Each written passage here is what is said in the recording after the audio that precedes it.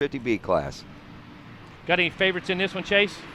I'm probably gonna have to root for my buddy Damon McCoy. Okay. He's from my hometown, but I got Thrasher for the win. I think he's got it. Thrasher? Yeah. Yeah, going to call Thrasher for the win, but giving the hometown boys some love. Yeah, he's in second right now, so I can see dig if it. he can keep it. Well, off we go. 450B right now. Out front, was that Thrasher out front? Yes, sir. Yep, Thrasher was able to get that hole shot, and that's bad news for most everybody else involved. The guy doesn't make many mistakes. He has lightning fast speed, and right now it's going to be a game of cat and mouse for these guys. Second, third, fourth position, Rodney. Looking at some of these names, Tyler Evans taking the win in the heat races. Caden Amorine had a great run, finishing second. Ty Casey was third.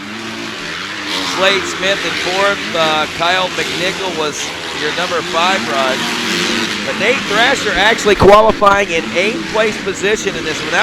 That's kind of a surprise after what we've seen him, or how we've seen him riding earlier today in this main event. But we'll keep an eye out there right now as Damon McCoy we're watching here on RacerTV. Nate Thrasher out front, Noah Wilbrandt in the number 2 spot, Damon McCoy in 3rd, Jacob Glenn in 4th, Tyler Evans in 5th. He was the winner coming into this one, but in the number 5 spot, so he'll be one to keep an eye on. Caden Amorine in 6th, Eddie Norred in 7th, Ty Casey is 8th, Alex Ransom in 9th, and Liam Langer rounding out your top 10. Yeah, got some players back there, 7th, 8th, 9th, actually stacked all the way through that top 12. Any one of those guys at any given time. Yeah, there's Kaijun Simons out there. Kamar Scott also with us out of Winter Haven, Florida, in the 11th place position. So let's get it all sorted out. Thrasher after 2, look at that, 56.8, wow.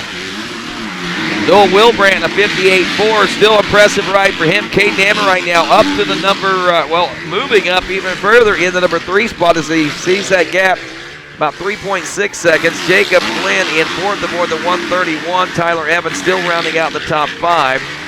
And Damon McCoy, who was in a top 3 position, has dropped back to 6 now, so a little miscue out there in that battle has dropped him back. Ty Casey, Eddie Nord, Alex Ransom, and Liam Langer still rounding out the top 10 after 2.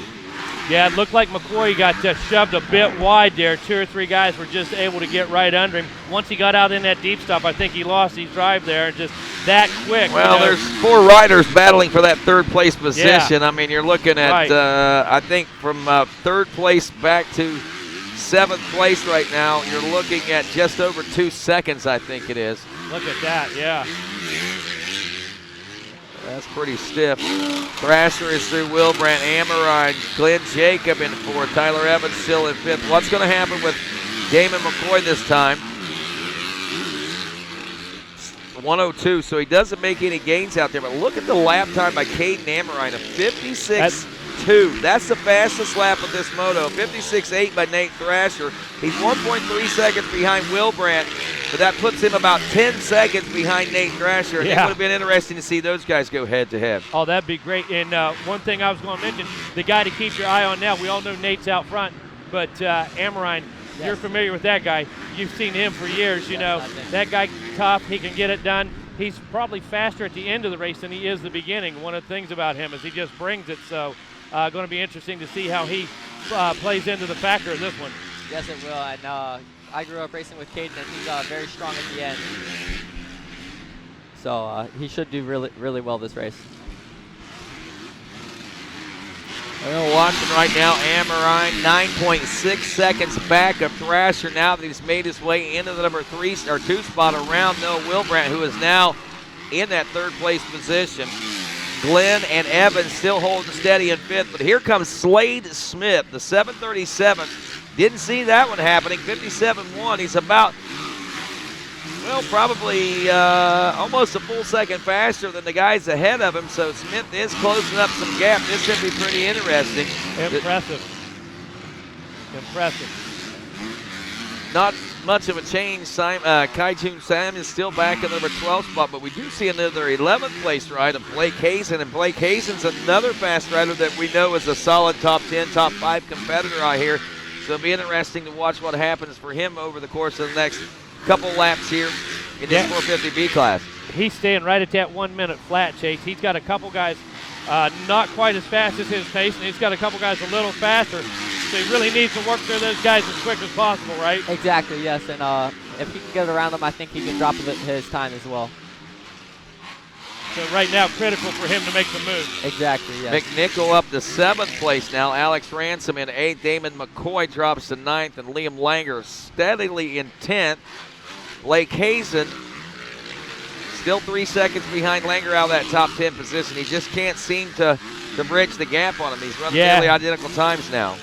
Hazen had a pretty good day yesterday. Looked real good, had great times, had good lines and stuff. Not exactly sure where he qualified. He qualified 7th yesterday, and like I said, he's a solid top 10, even top 5 rider at these events like this. And there's your leader, Nate Thrasher. Nate the Thrasher, as Jason Wygant points out. How tired do you think he is of that at the end of Loretta's? Who, Jason or Nate? Nate, yeah, absolutely. No, Jason will never get tired of it. Well, here we are. I don't know. That's a good question. I don't know. You have to like it. And sometimes I wonder, should the nickname just be The? Right. I just don't know. Is that the nickname or is it The Thrasher? Maybe that should be his middle name, Nate the Thrasher. Yeah, that's what I'm Nate the thinking. Thrasher. Wonder if it's too late to change it. No, he's still. You can always go and change it, I guess.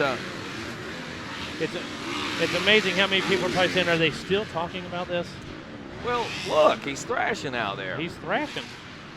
Caden Amorine, though, is a rider that could give him a run for his money under the right circumstances, but the circumstances are more perfect for Thrasher at this point. 8 seconds, now 8.5 seconds between Thrasher and Amorine. Looks like Amorine might have realized that this one might be starting to slip away, and he's just going to settle in the pace. He's got an 8.3 second lead over Noah Wilbrandt now.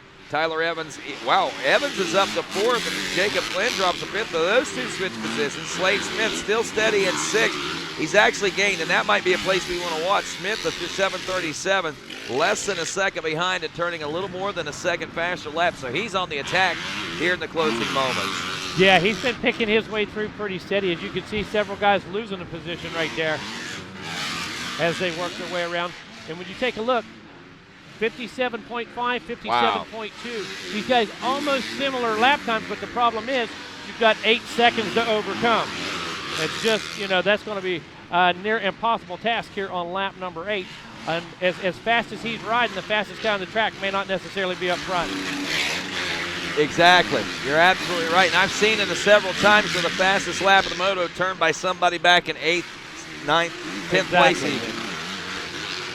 And that may be what we're faced with here today. Look at that 56.8 that last time around. Caden Amorine has a 56.2 as his fastest lap. That's the fastest lap out there. I think if we take a look at Nate Thrasher's fast lap time, he was a 56.4, so two tenths. It's only 2 tenths, but it adds up. That's exactly right. But can 2 tenths add up to enough? Yeah. Because now we went from an 8-second lead to now a 4-second lead. That lead was cut in half somehow. I think lap traffic can probably be a big part of that. And closing moments of this race, I don't think Nate's feeling the pressure, so he's probably picking and choosing his lines a little differently here in the late in the race. He just dropped back down to a 56, so I'm just going to say basically the lap traffic's probably what was holding him up. Oh, probably. Chase, we understand it's one thing on a 125, man. When you miss a line down here in these conditions, when you bury that motor and you hear that load on that motor, man, how easy is it for people to get around? Oh, it is very easy. When you're stuck under that load of like the sand and stuff, it just does not want to go. You gotta keep your momentum up all the time. And it's so frustrating because your wrist is locked. Exactly. You're doing everything you can to make that bike go. Yes. But that's how critical it is to stay in the good line, find that traction, and not sink in down here. Yes, exactly. You always got to stay flowing no matter what it takes. And that's a term that we haven't used a lot this weekend, and flow. And that's exactly what you have to do on a course like this is flow. If you can't get that flow going, if you got the hiccups in